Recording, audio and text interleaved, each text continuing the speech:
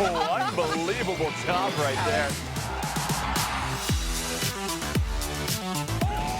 Absolute chaos. Still anybody's game here. One stock remaining for both players. Oh, the charge! Mystic will take it.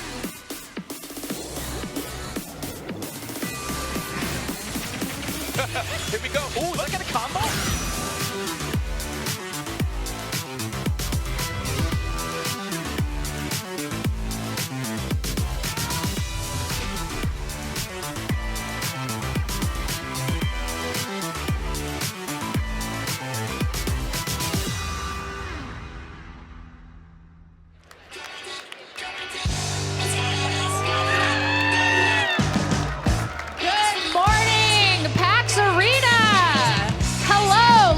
Gentlemen, boys, girls, kids, squids, octolings, my fellow cephalopods, hello, good morning, welcome to the PAX Arena.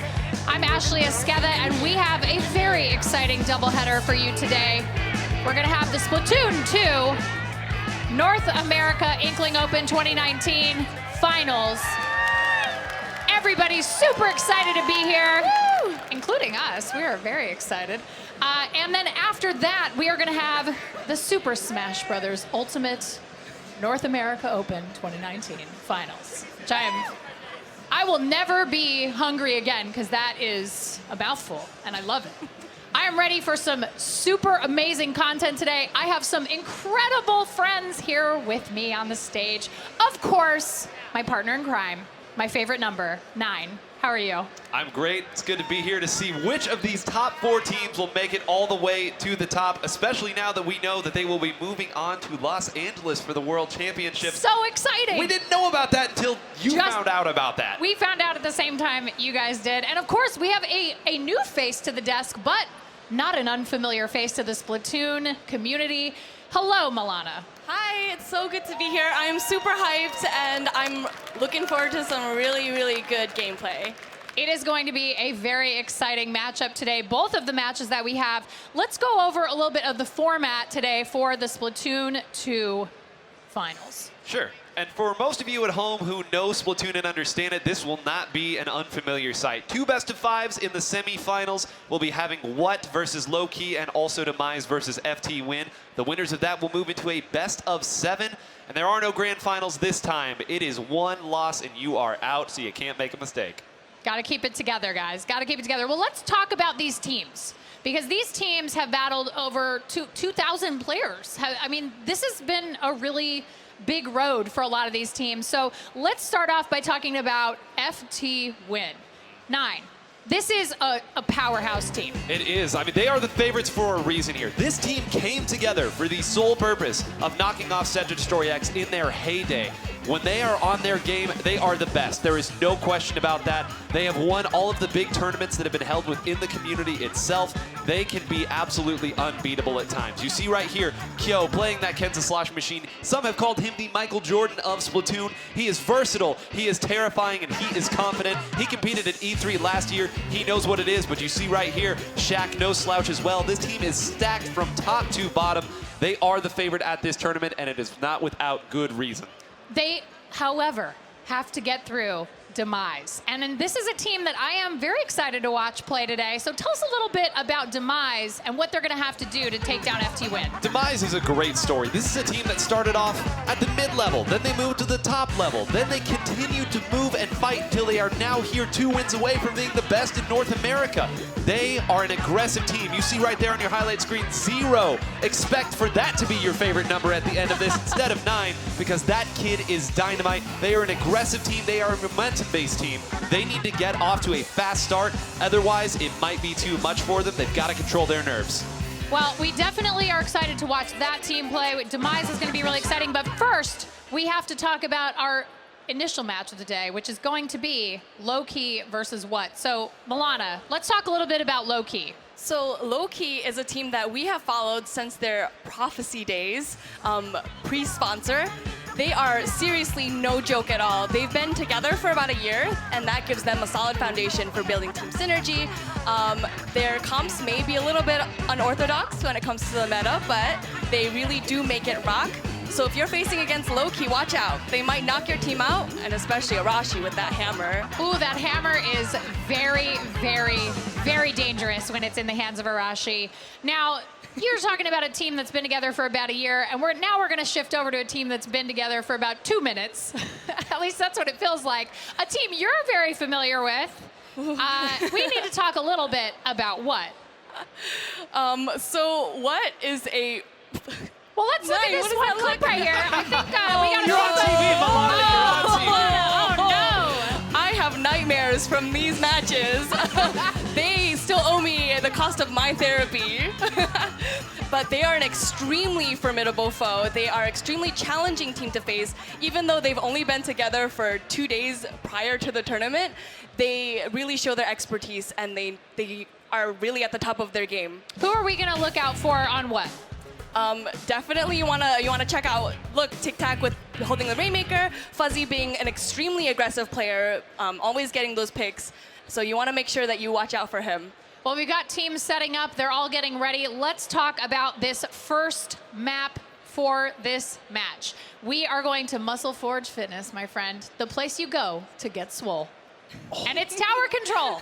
Did you write that like on the spot? That's incredible. Just place all you the go. Okay, well I'm taking that one It's a now. gift. Muscle What can I Forge say? Fitness Tower Control. So for those who are not familiar with tower control as a whole, you can see right there on the bottom, ride the tower into the enemy's base. Once a player is taking control of a tower, it will move automatically, and if neither team reaches the goal, the furthest distance will win. It is not an aggregate score. It does not matter how many pushes you make if the opponent makes one that goes further. And one of the most interesting parts about tower control are checkpoints. And so, Milana, I want you to tell us a little bit about how that changes up a strategy for a team when they have to defend those checkpoints for a certain amount of time. So in this map in particular, there are 3 checkpoints.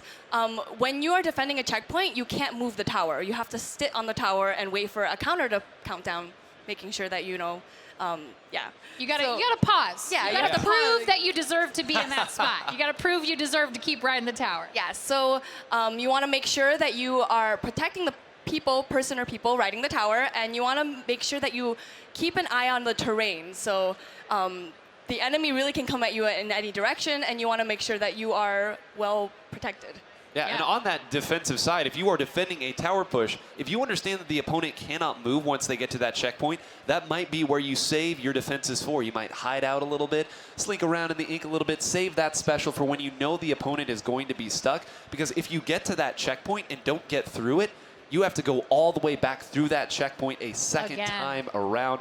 And especially in the last 30 seconds, last 10 seconds, however long it may be, that becomes really daunting to You get need through. that time. You need that time. Now, Milana, you're a support player. Yes. So on tower control in particular, I like to think that support is one of the most important roles that you could play, because what are you doing as a support player to help everybody who's on your front line get that tower moving? So it's really important that when you are on the tower, you make room for your aggro players to push forward so that the other team doesn't get a chance to even take your player off the tower. So you have to make sure you turf a lot. You have to make sure you build your specials. You wanna provide that kind of foundation for that push.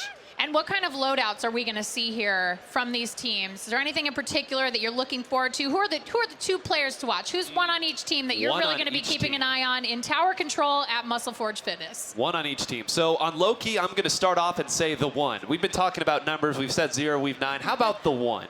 He is a Brella player, and he is a savant with that weapon. And Brellas are one of those weapons that can ride the tower without a ton of support. It has the shield. You can sit on there. That makes it quite formidable, and he is their best support player as well. He opens up plays for the team. And on the other side, there's only one man in this stadium who has been to all 3 of these events. His name is Pengit, and he is who I am watching right now. The Pengit fan club is here. I hear everyone is a fan of Pengit if they know what's good for them. But he is going to be playing Sloshing Machine. He's going to be playing Sloshers. Maybe a little bit of Blaster. I don't know for certain. But all of those are very scary weapons when you are sitting on a tower. I would watch out for those 2 players. I've never been more afraid of a man with a bucket. Yeah. Except Look for at when him. I Look at have him. to play against Penguin. Look at him. He's cool as a cucumber. He's ready to go. One of the things that I want to talk about right before we get started is for all of the Splatoon players out there, we have something really interesting going on with sub-abilities. Yes. In that there aren't any. Exactly. So for those of you who don't know, in Splatoon, on your gear, it's for more than just looking cool. You do have a main ability and sub-abilities as well. Now, you can disable sub-abilities, and that is what has been done for this tournament. Now, abilities are important. They can make a weapon stronger, but ultimately, the weapons that are good tend to be good without it. So we will see if anybody opts to change it up a little bit. I'm not 100% sure myself, but it is an interesting caveat to what has been an interesting tournament. It is very interesting. I know that there have been a couple players talking about how there's been some weapon changes, some patches that that they're a little sad that they have to put down their favorite weapon. So specifically that H3, like the nozzle nut. People are a little bummed out about that. But as a support, what's a good replacement for that, Milana? In H3, I would say that Ken's Undercover would probably be an adequate replacement. You have your armor. It builds armor quite quickly. And if you are a good Brella player like the one, it's incredible how fast people move with it and how easy to maneuver it. So let's talk a little bit about the map itself. Sure. Let's talk about some zones, because a lot of times when people are playing Splatoon and they're newer to the game, they may not understand some of the terminology about different locations in the map. So what are some of the terms that people watching at home are going to hear today that, we're gonna educate as well as entertain? I'd say the most important call out to understand for this is what some people call gulch, some people call pit, and this will become very clear. I know I'm shouting weird words at you right now, but when you get past that first checkpoint, there is a part of the map that there are walls on both sides. And it can be very difficult to shoot down into those walls, to throw sub-weapons down. A bit of a funnel. It is, but because of that, if you get past that first checkpoint, you can almost fly down that tunnel. So it becomes almost a snowball effect, where if you get past that and you get a little bit of traction, you can score some big points. Expect this to be a high-scoring map. So in the way of tower control, are there any challenges for either of these teams? Have they struggled? Do you feel like there are any things that these teams should be worried about on this particular map with tower control? I think just to piggyback off of what Nine said, after making past that second checkpoint, it's really hard to push back. And I think for me personally, the most challenging thing about tower control is that when your opponent has pushed it so far, maybe to like 1 or 2 points left, you have to wait for the tower to go back to the middle to reset before you can start making your push. It's not like the Rainmaker, Right. where it can reset itself. Yes. It actually has to make its way back in reverse beyond all the checkpoints you've already put yourself through. But honestly, like this could be a really interesting matchup. I'm really looking forward to seeing what the loadouts are. It looks like we're about to get started. Nine, I am going to hand over play-by-play to you. Let's get started. Tower Control, Muscle Forge Fitness. Crowd, give me some energy here. These players are putting on their best showing right now as we take a look at these comps in the first game. Power, of course, going to be sticking with the Charger. Pretty conventional stuff, but Milana, I do see Gamaru, who is typically a Splatling player, playing custom jet. Why do you think that is? I think that those burst bombs definitely give a lot of mobility to him as a backline player. So in case he gets into tight situations, he can make himself, get himself out. And Ashley, you see them jousting back and forth here. No team wants to go too many down here at the start of this match. It does look like both sides are 2 down. Again, playing a little bit patient right now, understanding that you can't necessarily win a match in the first 10 seconds, but you can certainly lose one. Yeah, absolutely. You definitely want to build up that special. That's one thing. If you get splatted early, you're not going to be able to coordinate your special with your team. You see a trade-off right there. Fuzzy's down. And now we can see Lowkey. They're on the tower. They're riding it. They are, and a great opportunity there to push that. One thing that we saw right there that was interesting is it took 2 people to take down the one's Brella here, and that kind of allowed the rest of the members of Lowkey to move into the middle area there. And Milana, that's something we've seen a ton when it comes to umbrellas. Yeah, I think just the fact that the umbrella has that formidable shield in front of it, it does take 2 people sometimes to maybe do a pincer tactic to come around behind it. And we see Gamaru right here with the Stingray, a very popular special at the pro level. Let's talk a little bit about how that can maybe box out a team. Well, and it's so scary on this in particular because the tower is a Stingray magnet. Every team is going to bring one here because the opponent has to sit on the tower in a very stationary area, as we see Power doing his thing right there. Sometimes you don't need a Stingray when you're as good as Power, but to the original point, it makes it very easy to stop a tower push, and as we talked about earlier, those checkpoints, it's even more difficult. And look how far Power is pushed up. He does not want to let him wait back and sit, Milana. He is quite an aggressive charger, but his skills definitely make it so that that kind of strategy is possible. We can see we got Tenta missiles taking out Tetsu. I am really curious what Power's going to do here. He seems a little bit too far forward. It is very aggressive, his positioning. And it's so difficult, too, because you have to move up and feel like you can contribute. But if you are too haphazard about it, it's dangerous. And now he was actually the last one up in that situation. And the Stingray found somebody. How did you do that, Power? But now we have a push coming back the other way. And this is interesting. Lowkey's composition is not a very aggressive one typically. So they're going to have to find a way to push up and make these plays. But it looks like Fuzzy might have defused this one already. Fuzzy is definitely, like I mentioned before, he's someone to really look out for. He's always there, always in your face. But they're Arashi, just Arashi things. Beautiful hair, beautiful gameplay as well. And you know I said earlier that this was going to be a high-scoring match. Both teams showing a lot of respect to one another. You haven't seen either one really try to make a big dive play here. This Booyah Bomb might do it. You see, all 4 members are around the same general area. They need to get some follow-up here. I like that Arashi is coming back. You see the jump back. That is because the Stingray is there. Will it get there in time? And it looks like it just might have, Ashley. I really enjoy how Power is so good at getting back, but oh, he gets taken out by Gamaru. And it looks like he might get another one. No, he doesn't. But we've got about a minute and a half left. It looks like Lowkey is pushing that tower. They are, and they got past that second checkpoint. You see how quickly that went from the 70s all the way down. And Arashi feeling himself right now. Can't get the pick onto Power. No, he can! Yes, I am sorry, Arashi, for the disrespect right there. But look at that. The third checkpoint has fallen as well. All they have to do is move it up just a little more. This is a great Stingray. Milana, this might be it. I think this might be it. Fuzzy trying to make a comeback, but not quite enough. And the game goes to Lowkey. Lowkey taking that first round in a little bit of an upset, I think. I think so too.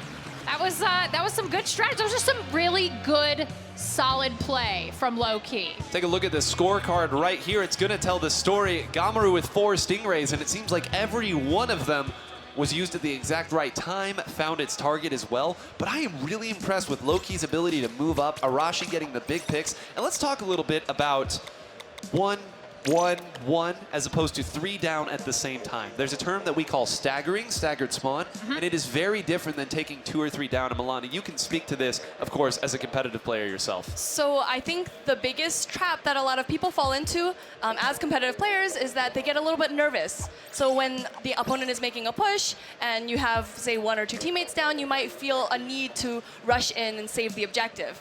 That is not good for competitive play because as Splatoon 2 is a huge game that is really just focused on teamwork. So the more players you have, the stronger your pushes will be. So you don't want to go in staggered, and I think that Lowkey did a really good job staggering in that case. I think another thing they did really effectively was they stuck together, right? Yes. So you've got, it's much easier to win a 2-on-1 than it is to win a 1-on-1. And so I think Lowkey really did a great job, especially in their front line, of sticking together, making the plays, and getting on that tower. And they really capitalized whenever they had a couple of players down on what they were able to jump on and say, okay, now we got it. We can ride this all the way in to the end zone, and I think it's going to be great. So now up next, we've seen the teams. They've conversed. Yes. They're strategizing. They got some strategy going, and we're moving on to game 2, which is going to be Clam Blitz at Blackbelly Skate Park.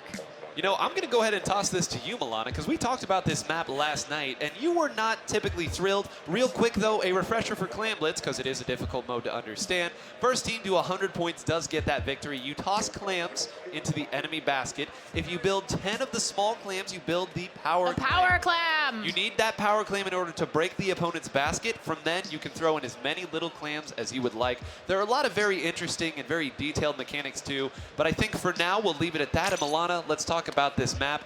you grimaced a little bit when you saw it. Why is this a difficult map to play? Why is it so polarizing? I think for me, or for a lot of players, I think it's the uneven terrain. It's less smooth than like humpback pump track. So I think it's like harder to climb through and make sure that you are in the right positioning that you need to be. In addition to keeping track of where the players are, there's a lot of different routes that you can take, especially for Clam Blitz. You can come in straight through the front or through the right side, and it's just a lot to worry about. And for me and for a lot of players, it's like it's just too much. So we talk a lot about what's called the meta. So the meta is kind of the standard pro loadout that we see a lot of the time. For Clam Blitz, there's a very particular strategy that we see a lot. And are we going to see that on this map today? Well, the baller is still a very good special. So what Ashley is referring to there, teams will build up a special that is called the baller. They will roll right on up to the enemy's clam basket, and then they will super jump with the clam. You can do that right in front of the basket and throw it in. We saw that used to great effect by Back Squids at E3 last year. We'll see now. This is a smaller map, though, so it's not quite the same sort of loadout. So we will see here what we get. We might see some unconventional stuff here on Clam Blitz. It looks like we're about to get started. Let's go to the skate park, everybody. You've got what in green? Lowkey in the sort of purple, this nice, beautiful purple blue. And they are off to the clams. You're going to see immediately Fuzzy and Arashi on those Kensa Splat dualies. That's going to be providing the baller that we talked about. And Milana, you see the one using the Kensa undercover umbrella, or the Kunder, as you called it. And it is devastating to go against. Why is that? I think it's just the fact that you can maneuver so well with it, and it builds up armor so quickly. So when you're making a push for Clam Blitz, and you have an armor, it just makes that push last just that much longer. So on the frontliners for this, these are going to be the people who are carrying your clams. They're in charge of your collective score for the most part. Nine, walk us through a little bit about what it takes to get yourself to the other opponent's net. Well, and I'm glad you mentioned that, because there are two separate sort of objectives in this mode. You have to build up the clams, and you can see the clam counters there at the top of your screen on the left and right, and then you have to find a way through. And you see right now, they're kind of shuffling around. Tic Tac is holding the power clam, and it gets taken down, but everybody can see when you are holding a power clam, which means that it's that much more difficult. And you see right there, Set to Destroy X, I'm sorry, Team What? I'm just so used to seeing the names. That was a slip of the tongue, of course. A little bit. Of course. But I love the position that Power is in on that left side. And you're going to see he is looking right down what we call half pipe here. And it's just open shooting for him right there. And credit Gamaru for actually holding this position. But you can see now how difficult of a map this is to score on. Even though it seems like it's a small map, you have to be very careful. It looks like the one's going to go and do it himself. That is a very, he is the one, in fact. So that does make a lot of sense. All right, so we've got a Booyah Bomb out. We can see there are a lot of specials at play. They are ready to go. I think they're just waiting to get over to the opponent's goal. So Lowkey and What are battling it out, 10 clams to 17 clams. Who do you think's gonna score first, Nine? Well, we already saw one score from Lowkey here, but there's something in Milana, you'll be able to talk about this. Typically, when you score in Clam Blitz, you want a big score. You can see that there's a penalty on Lowkey right now. And the reason that What has been so slow about this is because they have built up 3 power clams. They're trying to wait so that if they score, there's it's a huge score, because you have to work through that penalty every time. So a lot of small will not do it, and you actually see their frontliner Fuzzy got taken out. They have to retreat back. This is a double-edged sword. I'm really curious about Milana. Let's talk a little bit about putting down ink, because in this game mode in particular, sometimes players might forget to create lanes for their fellow players. Talk a little bit about how you can help out your teammates and get them to the goal. I think it just is a matter of being aware of where you are as a player, where the support players are, where the mid-liners are, and just to make sure that you are always checking the map. I think that is super important and something I have to learn better as a competitive player, but we don't talk about that. And you saw right there, we've been talking so much about the setup phase of this game. There, only 2 members just ran in. It was Gamaru as well as the one pushing up and getting a score there. And that's one of the reasons why sitting back, building up your baller and going in is a bit outdated of a strategy, especially on a map like this, because as Milana said, there is the left and right side, and that Booyah bomb gets melted down. Arashi escaping with his life as well. But because the opponent has such easy access to your goal, you can't sit back, you can't build up, and right now, I think that Lowkey is just playing quicker. They're playing more coordinated, and they're doing this well, Milana. Yeah, definitely. I think, you know, just from winning that last match and coming up as the underdog, they're using that momentum to really push forward. There is one thing that I should note, though. You'll notice that they have scored 41. 3 power clams will actually take the lead for what here? Now, I know they don't have it built and it's not close, but that's why each score needs to be so big, because you are never far away, Ashley. Each power clam is worth 20. So you always want to make sure that you have a little bit more than that 20, or some multiple of that, so that if they do score, you're still in the lead. Oh, and what incredible timing. You saw the jump go the other way, and there's even more points. That was a race to the finish. And as we get to 30 seconds left, Pagan's going to save this for a counter push. But that is so unfortunate if you are a fan of Team What. They had it pushed forward, but again, the same thing that happened the last 2 times. I think Lowkey kind of understood, all right, they're loading up for a push one way. We have to counter push, and speaking of counter push, let's see what can do. They do not have time to mess around. They've got 15 seconds, and it looks like power's been taken out on the super jump. I am not sure if anybody's going to be able to get back to the goal at this point. 5 seconds. What's going to have to make another power clam, or else this game may be over. They did it! Oh, They did it at the last second!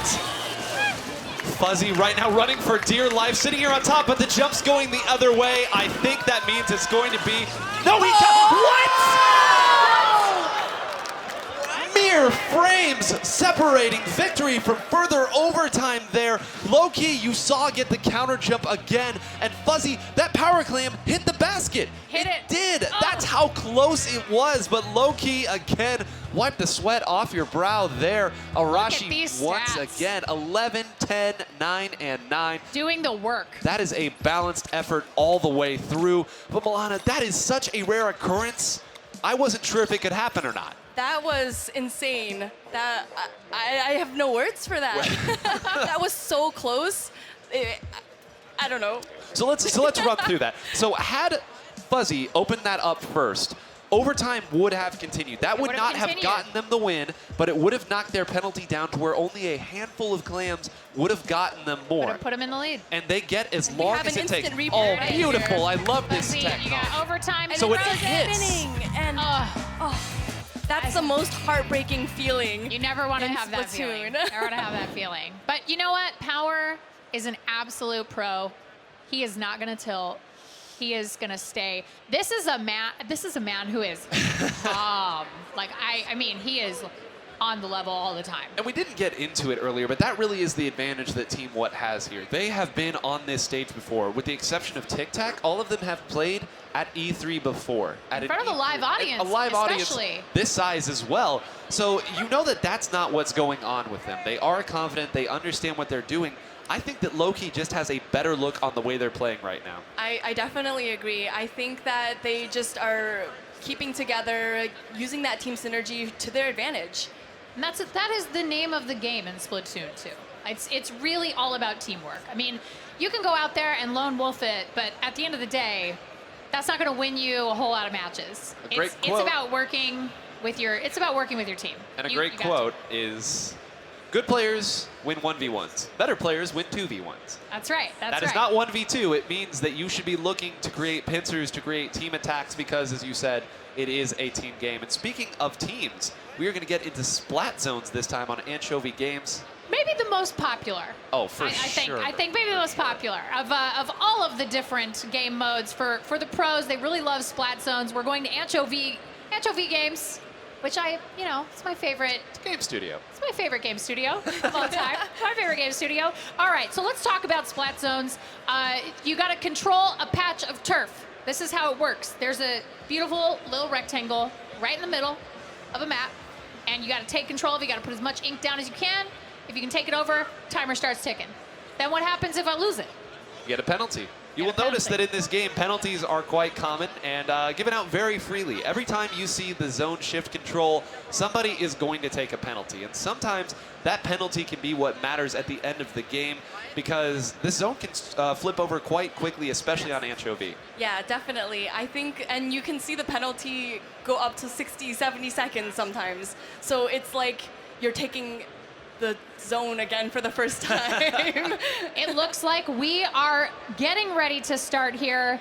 Let's get into this. Let's get some Splat Zones going. 9, take it away. This should be, and we see Tic Tac. I was gonna ask for this. Tic Tac has immediately switched back to the H3 Nozzle Nose D. This was a dominant weapon for some time, and with the back against the wall, Tic Tac says, you know what?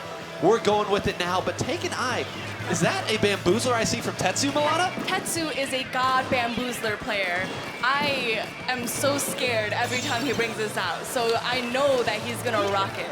I really love that What has taken an early control of the Splat Zone, but very quickly loses it. Arashi doing his job. This might be the best that I have ever seen Arashi play. He is confident, he is moving in, and you see already the zone has shifted back. But there's something that we're gonna call the lockout phase, all right? And I'm gonna say that a few times over the course of this tournament, so bear with me. Whenever you take the zone back, your goal is to make sure that the opponent cannot take it back without using all of their specials. If you lose it when they use all of their specials, but you go 0 down, you essentially can take the zone right back for free almost. So you see the way that they have pushed up a little bit more aggressively than you might think. Actually comes back to bite them here. It does. Arashi again. We've been saying his name. He doesn't need the hammer this time. He's heading for power. You can see him. He is really working hard on taking power out of the equation so that they can get in and take over that Splat Zone. Milana, talk a little bit about a support player that, as a support player, you want to get in there and you really want to make sure that your teammates are going to be able to get to that Splat Zone safely and also get out of that Splat Zone safely if they need to leave.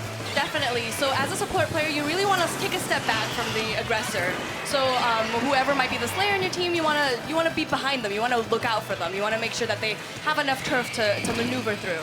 And you want to give them a special in case they need to get out. And speaking of support players, the one in Arashi going for the double team on Fuzzy. Keep an eye on that timer at the top, everybody. 29 left. That timer's getting serious. It is an Arashi pushing through here. They're pushed so far up. If they go any down in this situation, Tetsu punishing Pangit here. They're 1 down. Are they even going to touch the zone? 9, 8, 7. Tetsu painting for dear life. Fuzzy going the other way as well. They're not going to get it. The 3-0 sweep for Lowkey. Get out of your brooms. Arashi stands up. Look at him. He is so excited. He had the set of his life right there. He knows it. Lowkey scoring the early upset against Team What? I absolutely love it. They are super excited about it. You know, this is a team, like you said, who's been together for about a year. This is a team who's been working really hard to get to this place. And the stakes have never been higher. This is for a spot in the World Championship. And we can see that, you know, that hard work, that teamwork, that building that team synergy for that year really paid off for them, especially in this place. You can see, I love that they're ready for all of those cheers from the crowd. They are so excited. That was an upset. That was a true upset. Every element of that was an upset. The fact that they won was an upset. The fact that they 3-0'd a bigger upset. And Huge. the fact that they were really always in control of that. They were on it. They got the knockout in tower control on a somewhat difficult map to do so. They got the knockout in Splat Zones. And they won Clam Blitz by a pretty fair margin. Even if that ball had gone in, I don't think that What was going to be able to bring that Clam Blitz match back. But I'm stunned right now. Stunned into silence, so let's take a look at the bracket and talk about it, because obviously we just saw an upset. That was amazing. We've got Lowkey moving on to the finals over What. And next we are going to watch Demise take on what we would argue is the favorite here, FT Win. You know, after watching that last set, I don't think that there is anything that we can discount at this No point. guarantees at this point. I would certainly have not imagined that. And we talked earlier about these two teams. This is going to be a set of fireworks. Both of these teams feature dynamite frontliners here, sometimes 2, even 3 frontliners on a composition. But Extremely aggressive. let's talk about the backliners, though, because we have Let's do talked that. so much about these frontliners and the aggression. We She's have 2 like, of the "I'm ready." best. Go ahead. Ice and Raziel. Let's talk about them. They are among the top backliners in NA. They both play Splat Chargers. They don't miss their shots. They see you, you're done. And I think that is, Yeah, that is how they're it really goes. difficult to counter. Having faced them personally and having heard stories of their Legends, if you will, Legends across told the and- internet. Across the internet, we hear legends. There are these old wives' tales that we hear around the campfires. It's amazing how quickly those things become old wives' tales. I'm an old woman. It's like I hear them. I've been hearing them since I was a small child 10,000 years ago. But I'm really excited to watch these two teams face off. Let me ask you this. Sure. After having seen that backstage, what are these two teams thinking? Aside from anything could happen. I mean, you play to win the game, right? And Yeah. this is really where the nerves can come into effect. Because we heard the crowd and how excited they got. And when you know how big the stakes are, you know what you have to do. Both of these teams have played each other a number of times. Both of these teams are very familiar. They scrimmage against each other a lot, too. Yeah, and so we are going to take a really quick break. We will be right back with that matchup. Demise FT win. It's going to be really exciting. Stick around.